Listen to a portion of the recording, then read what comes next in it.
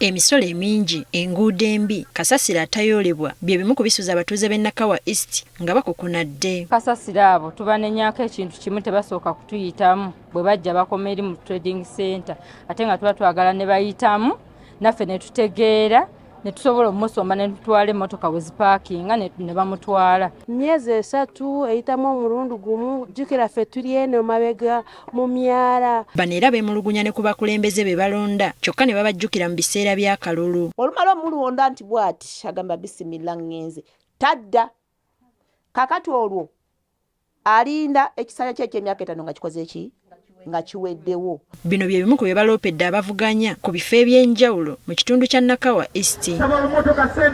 Frederick Ruhindi nga yaliko omubaka wa Nakawa ey'awamu nga mu kaseera kano avuganya ku kifo ky'omubaka wa Nakawa East ku kadi ya NRM akalulu akawenjereza ku mwalo gwa Port Eluzira. Ategeezezza ng'essira bw'agenda okuliisa ku kutumbula enkulaakulana y'abantu. Nja kugezaako nkwatagane n'abo abekikwatako PDM ya Kampala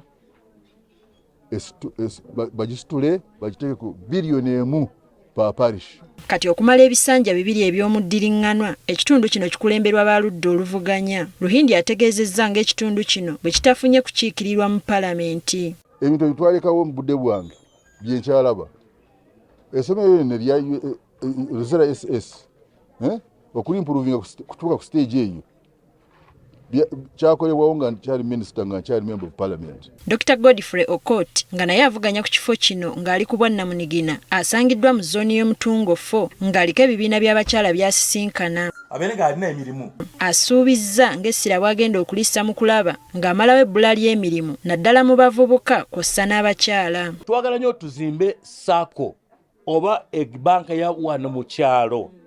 Eyo banka esobola okuyamba abafuna mpola abali mu kiosk abali mu bidaala. Akuutidde abatuuze obutatunuulira bibiina wabula balonde busobozi. Tulonde obusobozi. Social government batulagidde. Ani akulagira mwe temunda buwongo. Mwe kenyini tukube mutoki. Olabe ona yani abeerawa. Ye munna DF Winfred Nakandi abadde butabika jasinkanidde abamuyambako okuwenja akalulu ku byalo 7 ebikola omuluka guno. Luno lugendereddwamu okuzuula ebisoomooza ebyalo eby'enjawulo. Twetaaga okubeera nga tukonsolidating obuwagizi bwaffe bakonenta baffe bafune message y'entuufu gyebatambuza mu bantu. Ekyo leero tuze wano tubeera nga tutandika okukumakuma obuwagizi bwaffe. Farouk Ntege avuganya ku kifo ky'omubaka wa Makindye West asiibye atalaga mu luka gwa Katewanu ng'awenja akalulu.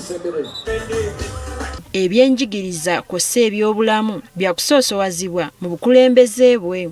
Tetulina amasomero gatumala mu Makindye.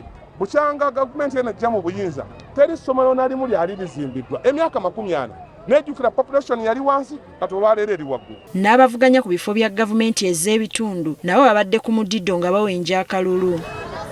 Ronald Bali Mwezo ng'avuganya ku kifo kya Lord Mayor wa Kampala akalulu akawenjereza mu muluka gwe butabika ng'atandikidde mu katale k'ekirombe e Luzira. Tugenda kulwanyisa enguzi okulaba nti ssente y'omusolo mugifunamu era mbasaba mumpe omukisa eky'omukisa omulungi Katonda yampadde ebitiibwa byonna bimazeeyo kati ndi Ssaalongo. Asuubiza okugogola ekibuga okulaba ng'ekizibu kya kasasiro kifuuka lufumo mu Kampala. Omusajja akula kasasiro akozesebwa kya bugagga ngenda kulaba nti nteekawo enkola ey'okulaba nti tujja ku bantu bonna kasasiro kubeerere. Okusinziira ku kakiiko k'ebyokulonda kakuyege w'abavuganya ku bifo by'ababaka ba palamenti wakukomekkerezebwa nga 13 omwezi ogujja.